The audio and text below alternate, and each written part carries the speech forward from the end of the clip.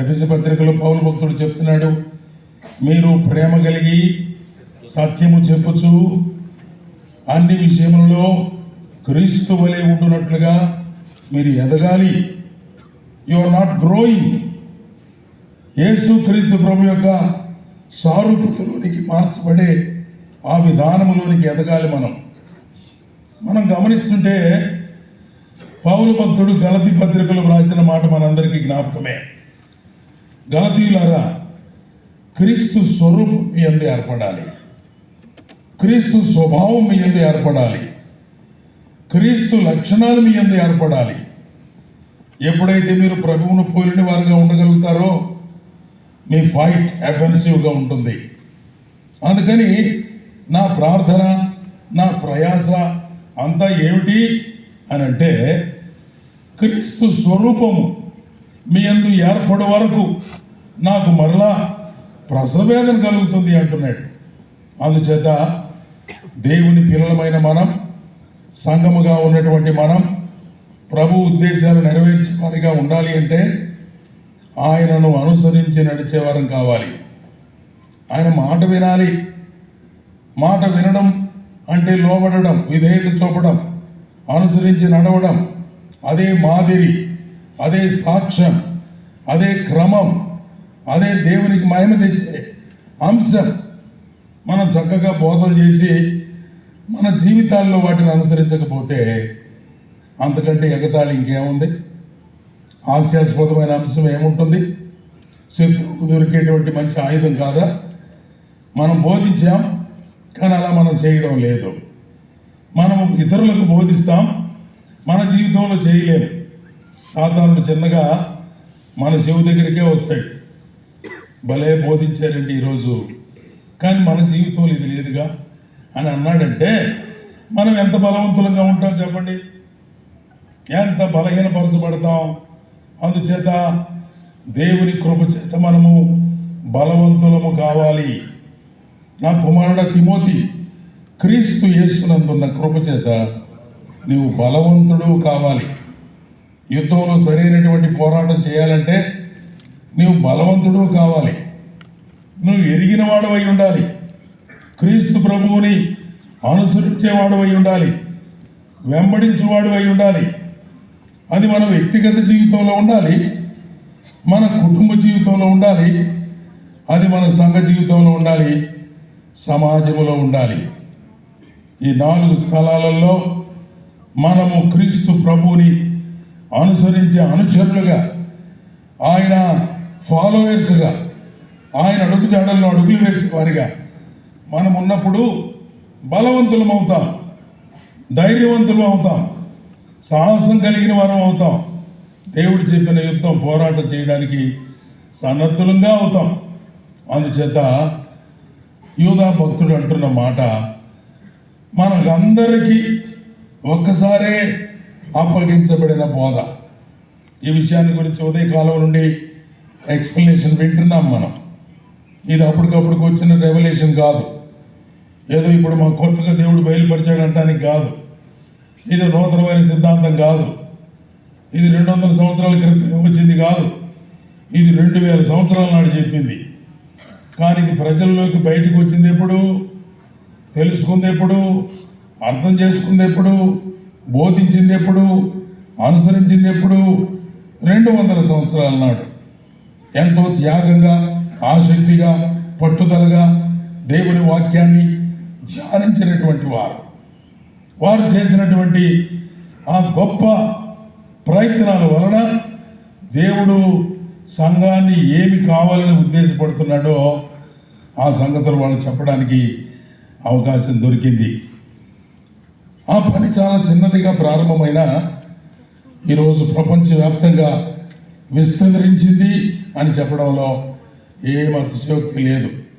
దేశాల్లో ఉన్న బ్రదరన్ సంఘాలు, అన్ని ప్రాంతాల్లో ఉన్న బ్రదరన్ సంఘాలు ఎక్కడికి వెళ్ళినా ప్రభు యొక్క మాటల ప్రకారంగా ఆయనను వెంబడించి ఆరాధించి గణపరిచే సంఘాలు ఈ దినాన ఉన్నాయంటే వారు ప్రారంభించిన చిన్న పరిచర్యే, వారి త్యాగమే, వారి యొక్క పరిశోధన ఫలితమే, వారు ఐక్యతతో చేసినటువంటి అద్భుతమైన సేవ అనేటువంటి సంగతిని మనం గ్రహించాలి.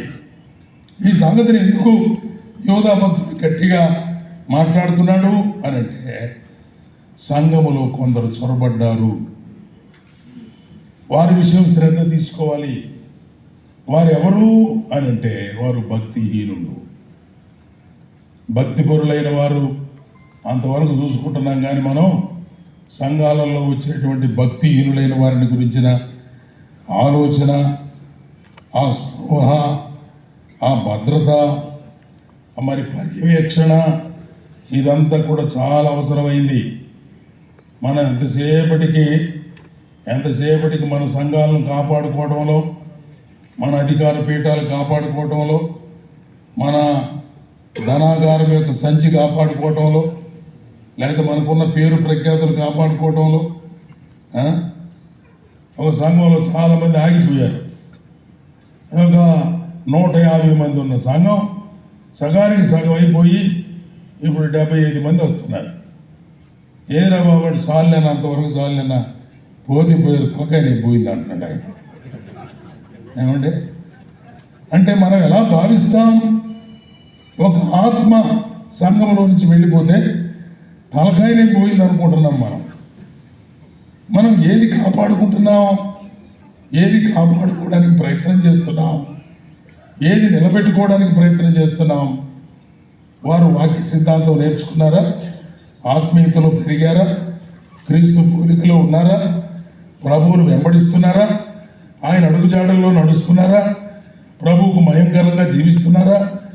మనము ఆ ప్రయత్నంలో ఎంతవరకు సఫలీకృతమయ్యా? ఈ విషయాల గురించి మనం ఆలోచించకుండా చాలా తేలిగ్గా మనకున్న చిన్న తలలోకి పోయిందని సంతోషపడతా ఉన్నాం. ఇది వర్షం కాదు, 7 కారుతున్న నీళ్ళు, మీరే దిగులు పడదు, పైన వాన పడదు. రైట్, దాని గురించి ఆలోచించబాకండి, దీని గురించి ఆలోచించండి. ఏమంటున్నాడు ఈయన యోధా భక్తుడు? ఏమంటున్నాడు? This is a warning letter to assemblies. కడవరి దినాల్లో ఉన్నటువంటి సంఘానికి, సార్వత్రిక సంఘానికి లేక స్థానిక సంఘాలకు ఇది ఒక హెచ్చరిక పత్రిక. సంఘాన్ని కాపాడవలసినటువంటి, కాయవలసినటువంటి బాధ్యత ఉన్న పెద్దలారా, దేవుని సేవకులారా, పరిచారకులారా, సీనియర్ విశ్వాసులారా, దేవుని పనిలో బలమైన సాధనాలుగా దేవుడు మనలను వాడుకోవడానికి ఇష్టపడ్డాడు. మనం చేయవలసినటువంటి జాగ్రత్త చాలా ఉన్నది. అది ఎలా అంటే, మనం ఏదో ఊరికి చెప్పడం ద్వారా కాదు.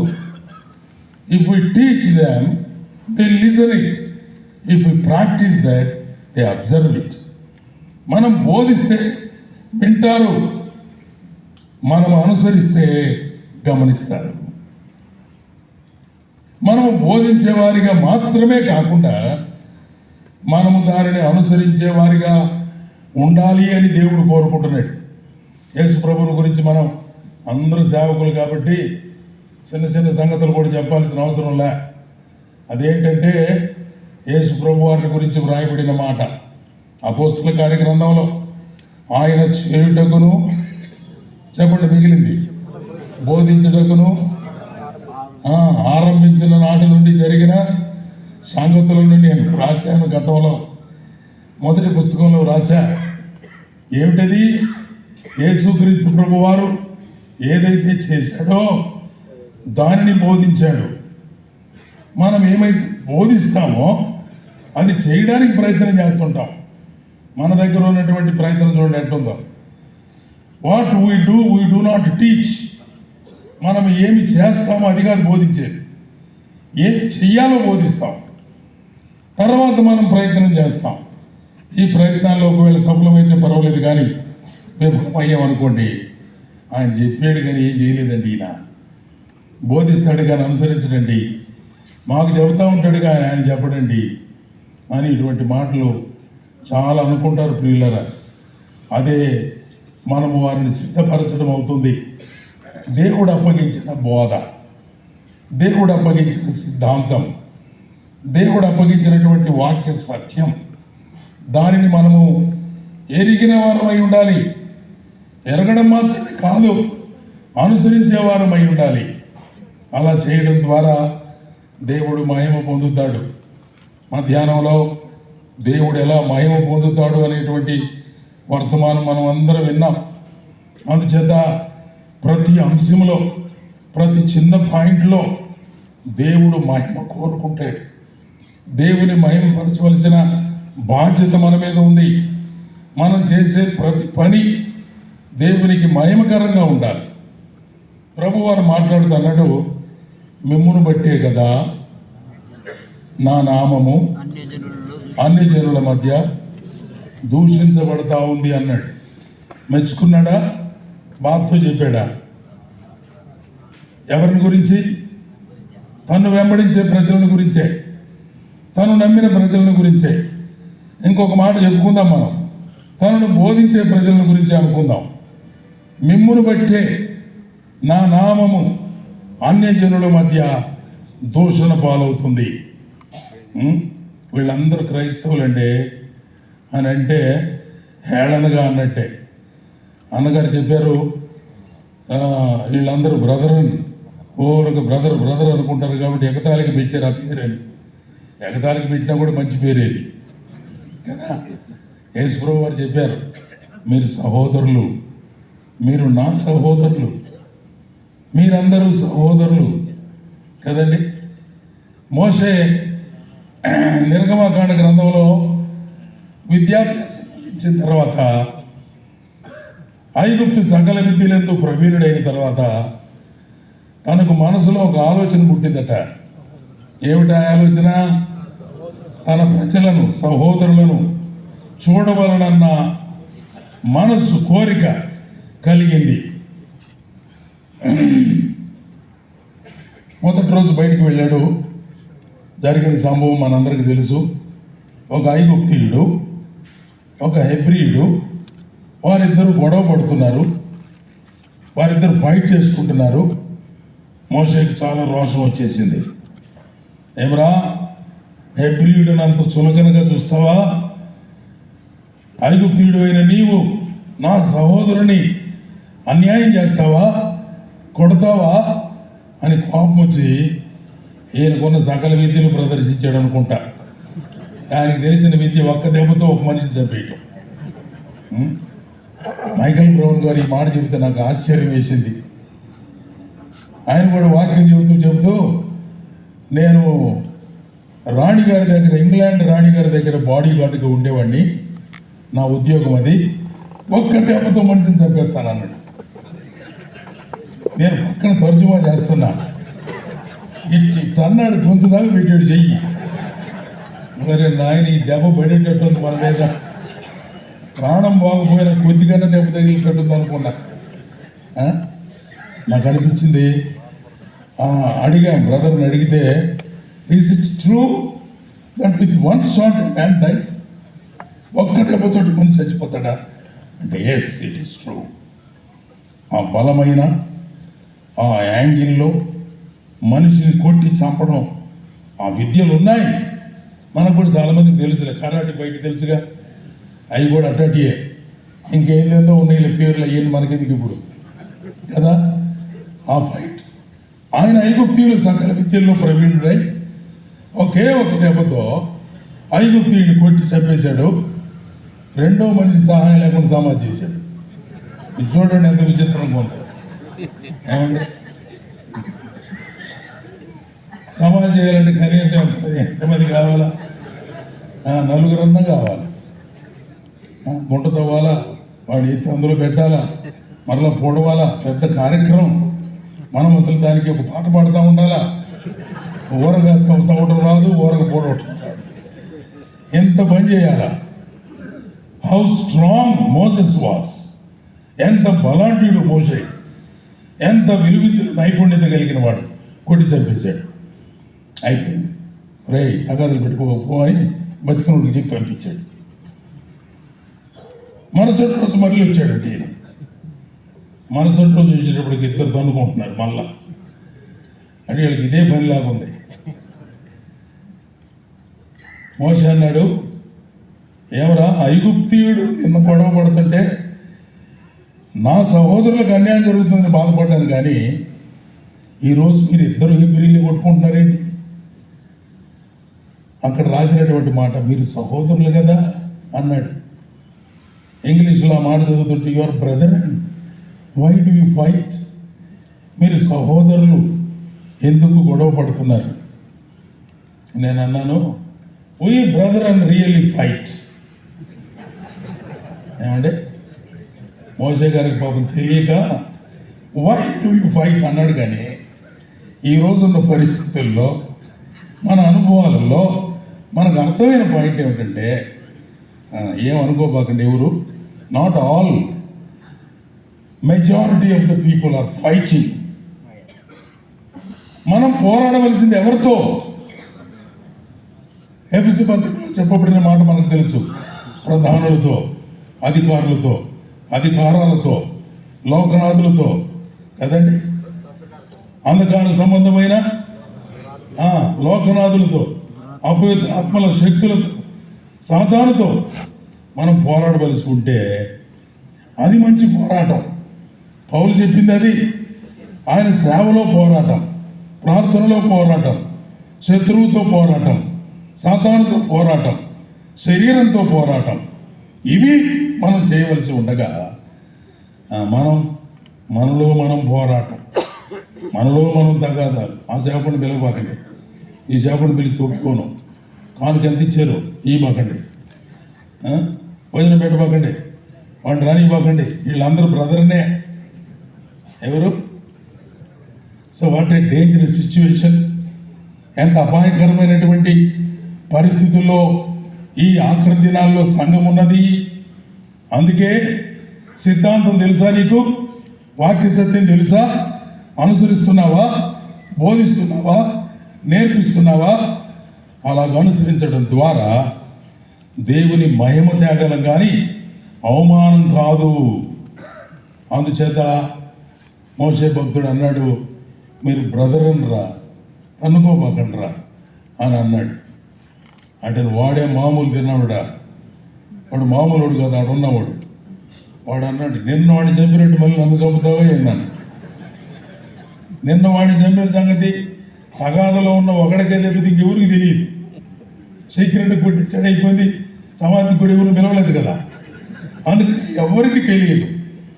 ఈ సీక్రెట్స్ అంతా బయట పెట్టేసేటోడు. నిన్న ఒకడు చంపావు, మళ్ళీ నన్ను కూడా చంపుతావా? మోసే దగ్గర ఉన్న మనసు ఏమిటంటే అన్యాయం చేసేవాడిని చంపేస్తాడు. వాడిని అన్యాయం చేశాడు, నిన్న తగాదలో ఉన్నవాడు ఈ పూట అన్యాయం చేస్తున్నాడు. అందుకని వీడికి అనుమానం వచ్చింది, ఏమని? నన్ను చంపేస్తావా అని. ఆ దెబ్బతో పాపం మోసే భయపడ్డాడండి. రాజుగారికి తెలుస్తుందేమోనని. రాజు నా మీద ఖచ్చితంగా పగబోతాడు, చంపేస్తాడు అని ఆయన పారిపోయిన సంగతి మనందరికీ తెలుసు. ప్రియమైన వాళ్ళరా, సంఘము డేంజరస్ కండిషన్లో ఉంది. సంఘము డేంజరస్ సిచ్యువేషన్లో ఉంది. సాతాను పన్నాగాలు ఎన్ని పన్నుతున్నాడు విశ్వాసులను చెదరగొట్టడానికి, విశ్వాసుల వాక్య సందేశాలను వక్రీకరించడానికి, ఎవడో ఒకడు లేపి చెప్పేదానికి విరుద్ధంగా మాట్లాడడానికి, వక్రీకరణ చేయడానికి, వాక్యములో నుంచే సాతానుడు తీసుకొని మాట్లాడతాడన్న సంగతులు మనందరికీ బాగా తెలుసు.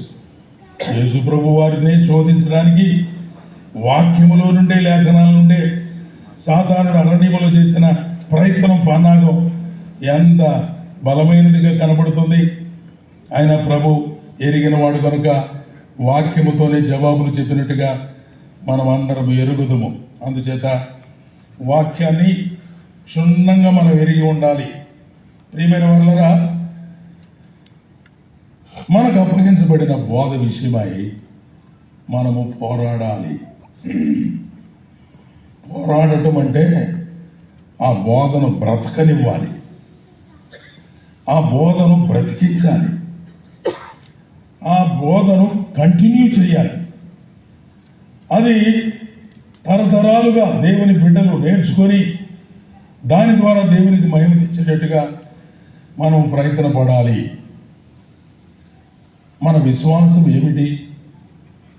దేవుడు మనకు అప్పగించిన బోధ ఏమిటి? ఏమిటి మన విశ్వాసం? ఏమి నమ్మాం మనం?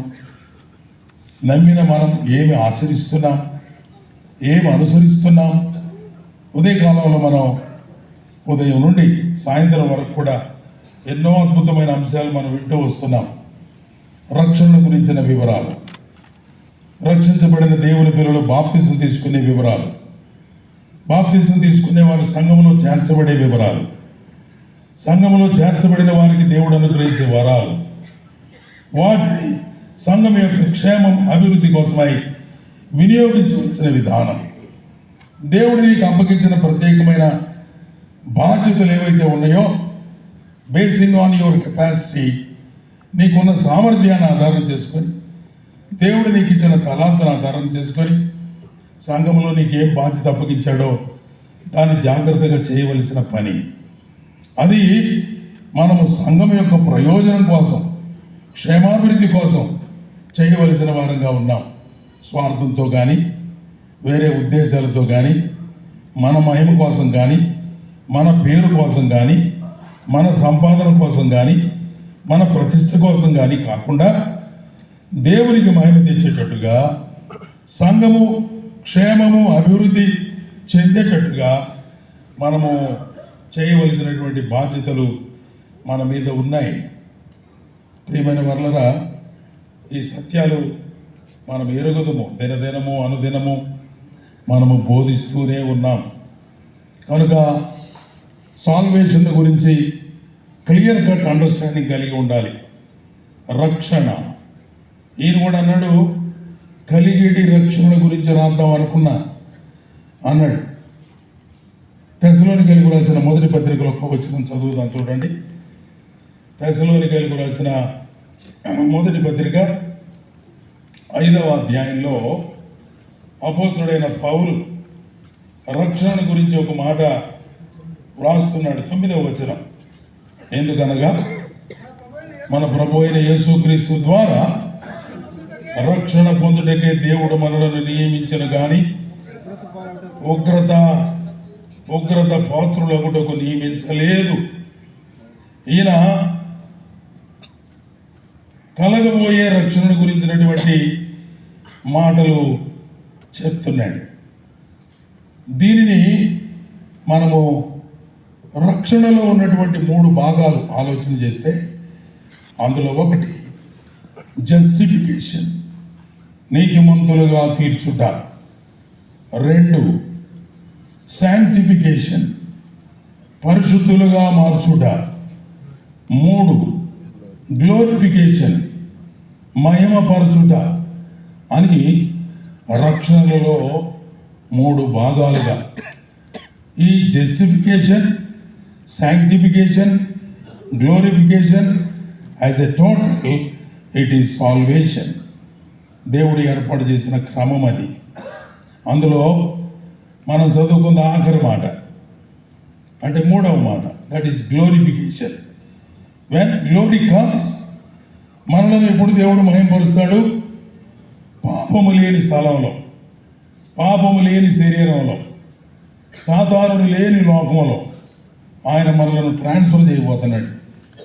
ఆ సమయంలో దేవునికి మహిమ కలుగుతుంది. అన్నిటికంటే ముందుగా ఎఫెసీయులకు రాసిన పత్రిక 2వ అధ్యాయంలో 8-9 వచనాల్లో మనం చదువుతాం. 2వ అధ్యాయం 8వ వచనంలో, కృప చేత మీరు రక్షించబడితిరి, ఇది దేవుని వరమే కానీ మీ వలన కలిగినది కాదు, అది కేవలము దేవుని కృప. దేవుని కృప వలన మీరు రక్షించబడ్డారు. అంటే దాని అర్థం ఏమిటంటే, రక్షించబడడం అంటే మనం చెప్తాం, చాలాసార్లు అందరూ చెప్తాం, ఈ విషయాలు అర్థమవుతాయి. ఈ మాటలు గట్టిగా పట్టుకొని ఆ రక్షణ విషయాన్ని గురించినటువంటి వివరాలు ప్రజలకు మనం బోధించవలసిన బాధ్యత ఉంది. నీతిమంతులుగా తీర్చుట. ఒకడు నీతిమంతుడిగా తీర్చబడాలి అంటే ఆ వ్యక్తి మీద ఉన్నటువంటి పాపపు శిక్ష ఆయన తొలగించి, ఆయన భరించి, మనము ఎప్పుడు కూడా తప్పు చేయని వారంలాగా ఉండేటట్టుగా నీతిమంతులుగా తీర్చడం. రోమీయులకు రాసిన పత్రిక 3వ అధ్యాయం 24వ వచనంలో ఆ మాట వ్రాయబడి ఉంది. చదవండి ఒక సహోదరులు. రోమీయులకు రాసిన పత్రిక 3వ అధ్యాయం 24వ వచనం. కాబట్టి నమ్మేవారు ఆయన కృపను బట్టి యేసుక్రీస్తునందలి విమోచనము ద్వారా ఉచితముగా నీతిమంతులుగా తీర్చబడుచూ ఉన్నారు. ఆయన విమోచన ద్వారా, ఆయన చిందించిన అమూల్యమైన రక్తధారల ద్వారా, ఆయన శిలువ కార్యం ద్వారా మన పాప శిక్ష తొలగించబడింది. ఈ మాట మనం చెప్పాలి. ఇది ఆత్మరక్షణ. ఇంతకుముందు రోజుల్లో చాలా ప్రారంభ దినాలలో బ్రదరల్ సంఘాల్లో ఉన్నటువంటి వారు ఎవరినైనా ప్రశ్న వేసేవాడు, మీరు రక్షించబడ్డారా అనేవాడు. మీరు రక్షించబడ్డారంటే బ్యాప్టిస్ట్ సంఘంలో ఉండేవాళ్ళు గుడ్లు పళ్ళు గురికేవాడు. ఏదిరా మీరు మాట్లాడేది? కొత్త బోధ ఒకటి తీసుకొచ్చారు. ఇప్పుడు రక్షించబడేది అంతవరకు సహించువాడే రక్షించబడరు. మధ్యలో ఎవరు రక్షించబడ్డాం? ఎవరు చెప్పారు మీకు అని చాలా గట్టిగా మందలించేవారు. బాబు వాళ్ళకి ఎట్ట చెప్పాలో అర్థం కాక, లేదురా బాబు ఆయన మనలను రక్షించాడు, వాక్యంలో చూడండి అనేవాళ్ళు. ఇది ఆత్మరక్షణ. ఇది ఆత్మరక్షణ. ఆత్మరక్షణ పోతే రెండవది ప్రాణరక్షణ, మూడవది శరీర రక్షణ, దేహ రక్షణ. మానవుడు 3 అంశాలు మిళితమైన వాడని మనందరికీ తెలుసు. దేవుని వాక్యం కూడా చెప్తుంది రెఫరెన్సుల్లో, ప్రాణాత్మ దేహములతో నేను దేవుని మహిమపరుస్తానని దావీదు కూడా తన కీర్తనలో రాశాడు. ఉల్లసిస్తున్నానంటున్నాడు, ఆనందపడుతున్నానంటున్నాడు. నా ప్రాణాత్మ దేహములు 103వ కీర్తనలో మనం చదువుతాం. నా ప్రాణమా యెహోవాను సమ్మతించుము, నా అంతరంగమందున్న సమస్తమా ఆయన పరిశుద్ధ నామమును సన్నతించుము. నా ప్రాణమా యెహోవాను సన్నతించుము. అందుచేత ఆత్మ ప్రాణ దేహములకు పరిపూర్ణమైన సంపూర్ణమైన రక్షణ దేవుడు సిద్ధపరిచాడు. గమనిస్తున్నావా? సిలువలో క్రీస్తు ప్రభువారు మరణించడం ద్వారా, ఆయన చిందించిన అమూల్యమైన రక్తధారల ద్వారా మనం పశ్చాత్తాపడి పాపక్షమాపణ ప్రభువుని అడిగి క్షమించబడితే అది ఆత్మరక్షణ. మనము రక్షించబడ్డాము. మన పేర్లు జీవ గ్రంథములో వ్రాయబడ్డాయి. ఆ గ్రంథములో పేరు వ్రాయబడిన తర్వాత అది ఎవడు తుడిపేయడానికి వీలు లేదు. దేవుడు అనుగ్రహించేది శాశ్వతమైన రక్షణ. ఈ సత్యాన్ని మనం అర్థం చేసుకోవాలా. జస్టిఫికేషన్. దేవుడు మనలను నీతిమంతులుగా మార్చాడు. రెండవది శాంక్టిఫికేషన్. శాంక్టిఫికేషన్లో మనం గమనించాల్సిన మాట కొరింథీయులకు రాసిన మొదటి పత్రిక 1వ అధ్యాయం 18వ వచనం. తెలిసిన మాట, సిలువను గూర్చిన వార్త నశించుతున్న వారికి వెరితనమే కానీ రక్షించబడుచు ఉన్న మనకు. అన్నగారు ఇందాక టెన్స్ గురించి జాగ్రత్త అన్నాడు. టెన్స్ కూడా జాగ్రత్త చూసుకోవాలి. రక్షించబడితివి ఎఫెసు పత్రిక 2వ అధ్యాయంలో. ఇప్పుడు చదువుకున్నటువంటి కొరింథీ మొదటి పత్రిక 1వ అధ్యాయం 18వ వచనంలో నశించే వాళ్ళకి అది వెరితనం కానీ రక్షించబడుచున్న మనకు ఎవరమండి మనం? ఆల్రెడీ రక్షించబడితే ఆత్మలో ఆత్మరక్షణ దొరికింది. That is done. ఇప్పుడు రక్షించబడుతూ ఉన్న మనకు దేని నుంచి రక్షణ? There is salvation from the power and influence of sin. పాపం యొక్క ప్రభావము నుండి, పాపం యొక్క శక్తి నుండి, పాపం యొక్క స్ట్రాటజీస్ నుండి మనకు దినదినం అనుక్షణం దేవుడు రక్షణ అనుగ్రహిస్తున్నాడు. మనం విశ్వాసులమే, ప్రభువుని నమ్ముకున్న వారమే బయటికి వెళుతున్నాం, ప్రార్థన చేస్తాం. ఏమని? బయటికి వెళుతున్నాం, ప్రార్థన చేస్తాం, ప్రభువా పాపలోకములోనికి వెళ్తున్నాం, ఎక్కడికి వెళ్తున్నాం? సాతానుడు ఏలుతున్న రాజ్యంలోనికి వెళ్తున్నాం. అటువంటి మాకు కావలసిన కాపుదల, రక్షణ, భద్రత మీరే అందించాలి ప్రభు అడుగుతున్నాం. This is nothing but sanctification. ఇదే మనం శుద్ధీకరణ. నేను తెల్లటి బట్టలు 2 ప్యాంటు షర్టు 2 వైట్ వేసుకొని బయటికి వెళ్తున్నా. వెళ్ళేటప్పుడు ఇంట్లో అన్నయ్య అన్నారు, జాగ్రత్త తెల్ల బట్టలు వేసుకొని పోతున్నామని. రోడ్డు ఏమిటి నడుస్తూ పోతుంటే కారు వేగంగా వచ్చింది. పక్కన ఉన్నటువంటి నీళ్ళన్నీ ఎగిరి సిమెంట్ మొత్తం పడ్డాయి.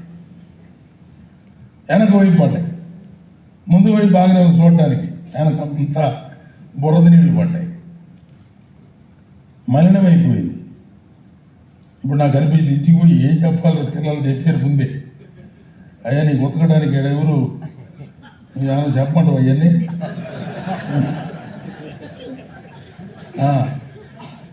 ఇబ్బంది అండి మాకు, నువ్వు తెల్ల ఎందుకు, నీకు రంగు ఉండి వేసుకోపో అంటున్నారు. అందుకని అనుకుంటా కొంతమంది రంగు వేసుకుని తిరిగేది. అది ఎవరైనా, నువ్వు కాదు నేను కూడా.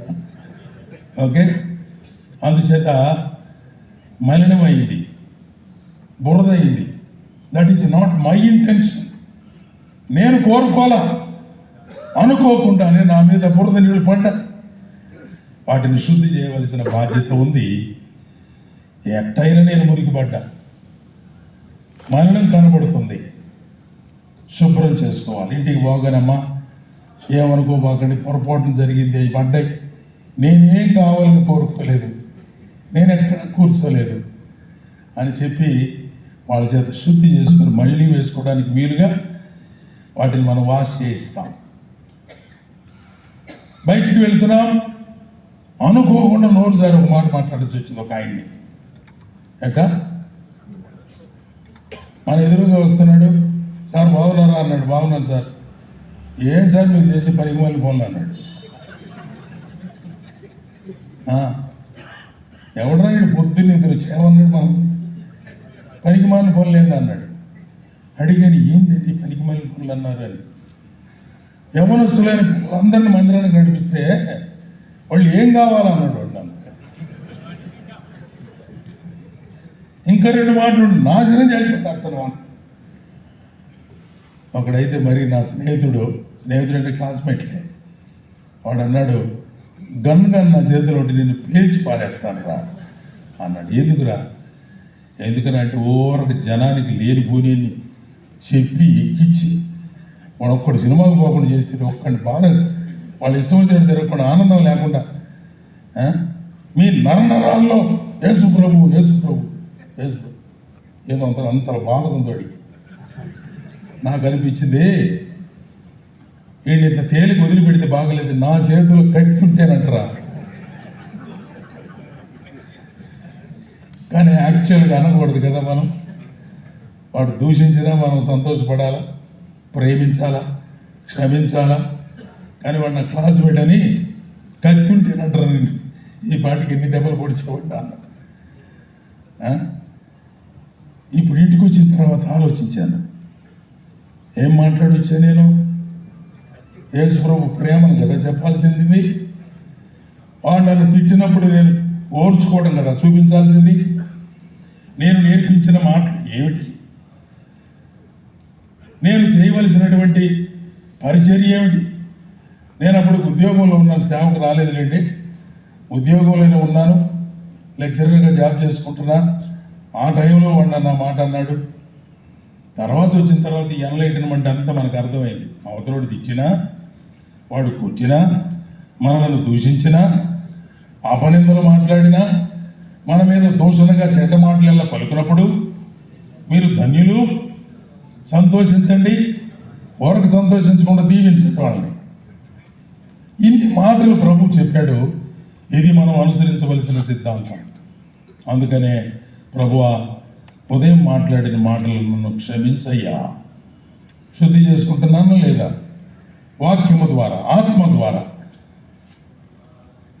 దేవుని రక్త ప్రోక్షణలో మన అపరాధములన్నీ కడిగివేయబడ్డాయి. మనకు కలిగిన మలినాన్ని ప్రభు చెప్పాడు. ఒకసారి స్నానం చేసిన వాడు మరలా స్నానం చేసిన పని లేదు పేతురు కాళ్ళు కడుగుతాను ఉండండి, తల కూడా కడిగాయి అంటున్నాడు. వద్దులేరా బాబు, ఉండు, కాళ్ళు కడుగుతా చాలు. ఇప్పుడు అవసరం అది. నీ నడత, నీ ప్రవర్తన, నీ మాటలు, నీ విధానం కడగబడాలి వాక్యము చేత, ఆత్మ చేత అని ప్రభువారు తెలియజేశారు. That is sanctification. Sanctification is salvation from the influence of sin. పాపము యొక్క ప్రభావము నుండి, పాపము యొక్క స్ట్రాటజీస్ నుండి, ఆకర్షణ నుండి మనము దినదినము రక్షించబడాలి. దీని పేరు శుద్ధీకరణము. మూడవది గ్లోరిఫికేషన్ అని చెప్పుకున్నాం. ఆ మాట గ్లోరిఫికేషన్. పాపము లేని చోటుకు మనల్ని దేవుడు తీసుకుపోతాడు. సాతాను లేని స్థలానికి మనల్ని తీసుకుపోతాడు. We are away from the sin, away from the tricks and strategies of Satan, and even away from our bodies. మన శరీరాలు కూడా పాపపు ఇష్టమైనవే. ఇందులో కూడా పాపం ఉంది. దీని నుంచి కూడా మనం వేరు కావాలి. రోమీలకు రాసిన పత్రిక 8వ అధ్యాయంలో ఒక మాట వ్రాయబడి ఉంది, చదువుకుందాం మనం. రోమీలకు రాసిన పత్రిక 8వ అధ్యాయం గమనించండి, వచనము 22. సృష్టి యావత్తు ఇది వరకు ఏకగ్రీవముగా మూలుగుచూ రసవేదన పడుతున్నదని ఎరుగుదము. అంతేకాదు, ఆత్మ యొక్క ప్రథమ ఫలములను నొందిన మనం కూడా దత్తపుత్రత్వము కొరకు, అనగా మన దేహము యొక్క విమోచనము కొరకు కనిపెట్టుచు మనము మూలుగుచూ ఉన్నాము. దేహ విమోచన, ప్రాణ విమోచన, ఆత్మ విమోచన, టోటల్గా సాల్వేషన్, విమోచించబడుట. ఈ సత్యాలు మనం అర్థమయ్యేటట్టుగా ప్రజలకు బోధించవలసిన అవసరం ఉంది. నీకు అప్పగించబడిన బోధ విషయమై జాగ్రత్త. బాప్తిజాన్ని గురించి, బల్ల ఆరాధన గురించి, దేవుని మహింపరిచిన విధానాల గురించి, సంఘ క్రమాలను గురించి, సంఘములో ఒక విశ్వాసం చేయవలసిన బాధ్యతలను గురించి చాలా జాగ్రత్తగా మాట్లాడాలి.